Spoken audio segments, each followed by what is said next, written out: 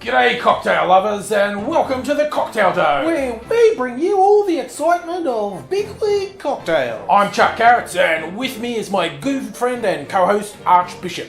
My question to you, Arch, is what do you think we'll see today in the Cocktail Dome? Well, Chuck, we're still in what many people regard as Rum Month, the peak of the Northern Hemisphere summer, where lots of days dedicated to particular rum drinks. You're right, Arch, and here in the Southern Hemisphere, we like any excuse to knock back a bit of rum. So, fact it's our winter isn't going to slow us down at all. Too right, Chuck. Well, let's ask the man himself what's happening today. Mr. Angry, what do you got for us? Thanks, Arch. Thanks, Chuck. I am indeed making another rum cocktail. For many people, rum is the flavour of summer. You often get the blended rum drinks with a mixture of fruit juices in them, very popular in the summer months. I thought I would play with that a bit, keep the blended rum aspect, but leave out the fruit juices, so you're coming up with something that's a bit more like a boozy sipper you might enjoy in winter. Well, colour me intrigued, Mr. Angry. Where do we end up following that train of thought? Inspired by a few recipes I saw online, I'm creating something I'm calling a Rum Sazerac.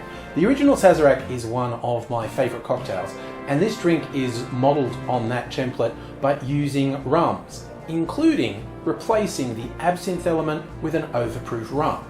First up, you could just do a rinse of the overproof rum like you do with absinthe in a traditional Sazerac, but I'm actually going to add about a bar spoon of overproof rum to the mixing glass, which is around 5 mils.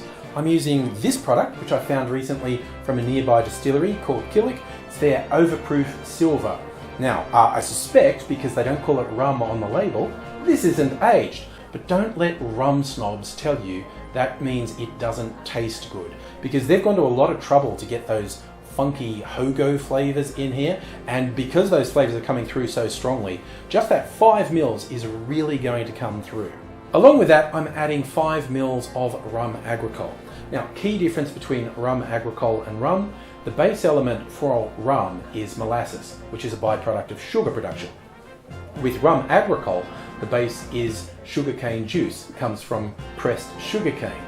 This particular Rhum Agricole comes from Martinique, and I'm adding 5 mils or a bar spoon into our mixing glass. For the main spirit, I'm using another cane spirit. Again, technically not rum because it isn't aged, but this is a really good product from the Archie Rose Distillery in Sydney, a white cane spirit, and I'm going to add 1.5 ounces or 45 mils of the white cane to our mixing glass. Next, to get some more of those tropical flavours in, I'm going to put a bar spoon or 5 mils of Falernum into our mixing glass. For the sweetener, a traditional Sazerac would have the equivalent of a couple of bar spoons of sugar syrup. Because I've already put some sweetness in with the Falernum liqueur, I'm putting in a bit less than that. I'm going to be adding a bar spoon or around 5 mils of homemade grenadine. The final touch is the bitters, and in a nod to the New Orleans origins of the Sazerac, I'm going to add 2 dashes of Peychaud's bitters, and then I will add 1 dash of Bitterman's Elemacule tiki bitters. That's our cocktail. Now we're going to stir that on ice for about 30 seconds. That's to chill it nicely and also to get some dilution, because this is quite a boozy drink. Like a traditional Sazerac, this is served in a rocks glass with no ice. A garnish isn't necessary, but I'm adding a orange peel and a maraschino cherry because I like that. And here is your Rum Sazerac. And doesn't it look great, Arch? I mean, I suppose you don't have to use white rums for this, but you wouldn't get this brilliant red colour with darker rums. Oh, too true, Chuck. The diversity of rums available around the world, you could do quite a bit of experimentation to come up with your favourite flavour combination.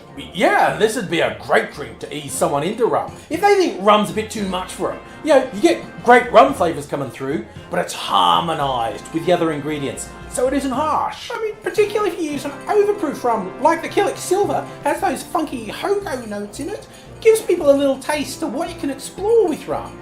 This cocktail doesn't hide the rum flavours, but you get that with some cocktails that have a lot of juices, but this is easier drinking than some. Yes, Arch, and the way it opens the door to exploring the flavours of rum certainly lives up to our motto, life's too short to waste time on boring cocktails.